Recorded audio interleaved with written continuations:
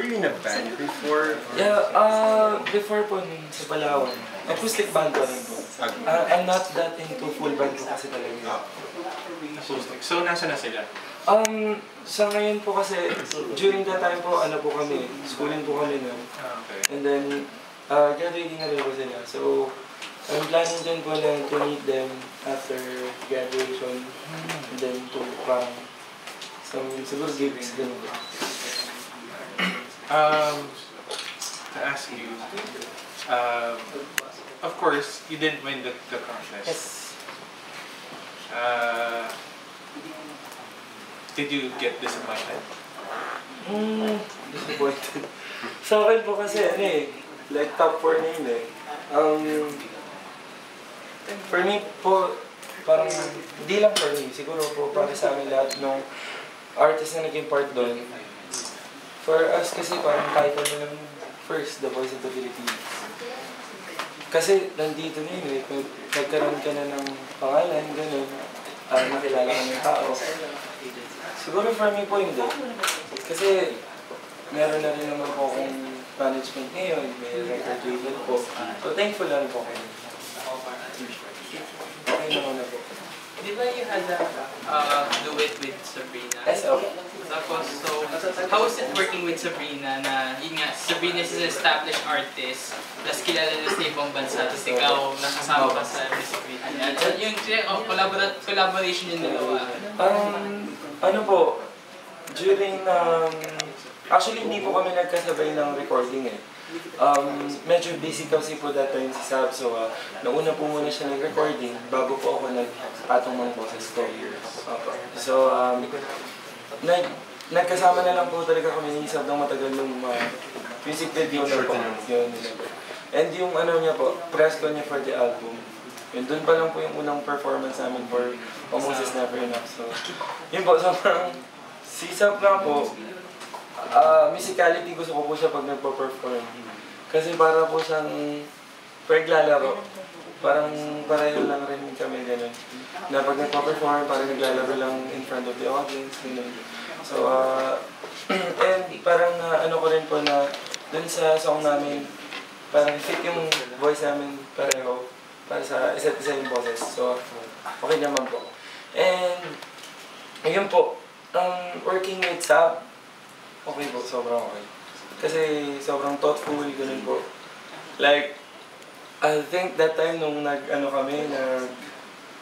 nag-shoot ng music video eh, that time wala akong car kasi coding. Parang sinabay niya pa po ako, taga ano rin kasi siya, ang from Paranaque and she's from Alabang, so hinatid pa po ako sa house. So, ganun po sila kabait. And in terms of, yun nga, kasi si Sam, has a market in Indonesia. So, gusto mo rin bang i-venture out yung parang, yung music mo into other countries? And meron namang existing na parang pinupush mo ngayon as of now? Actually po, the NCA and me, parang ganun din po yung parang gusto namin unang project. Parang pinabas ko po.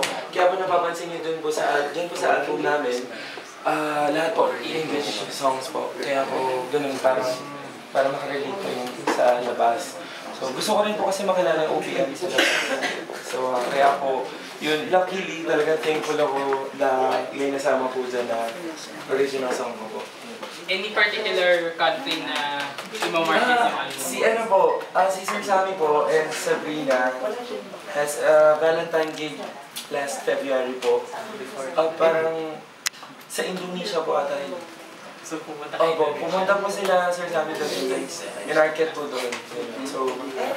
So, planning daw po sana siguro maka-gig din po sa labas to, yun, promote the album. May kulit uli. Yung Fix You, yung ba yung original song po, actually po, original song po yun sa The Voice. But the writer, the composer is Kenneth Faraon po. How do you feel na somehow, tinanong ko nga sa kanya, is this the fix you that my son is also posting on Facebook? Sabi niya, it can be, kasi meron ding fix you yung post. Yeah, opo, meron din. Pero iba po. Iba. Tell us about fix you. Fix Kasi you. parang si Raul yung babae, kasi balik ng lalaki. Sa nahugot yun. Actually po, nung nakausap ko po si Kennard, through phone pa lang pa, hindi pa po kami nag-meet personally. Pero si Kennard po sobrang bait.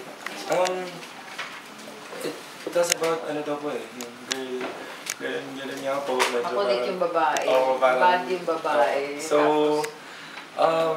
tinanong ko pa si Kennard kung yun ba yung pinagdadaan niya. Hindi naman daw po, parang inspiration to other naman. So, yun po, fix you during top 4 each team ng The Voice. Pinapili na po kami ng original song from NCA Library ng mga song kung ano po yung magugustuhan namin for the live shows. So, sila pa, yung ibang artist pa nakapili na. Ako na lang po yung hindi. And then, sinend po ng MCA yung library CDs po nila kay Coach Bamboo. Si Coach Bamboo rin po yung pumili. Actually, isa po yung fix you sa mga napili ko. And then napili din po ni Coach Bamboo. So, yun medyo rin po. Nagustuhan ko po yung song kasi ganun po ako magsulat. Parang ganun po ako magsulat dati.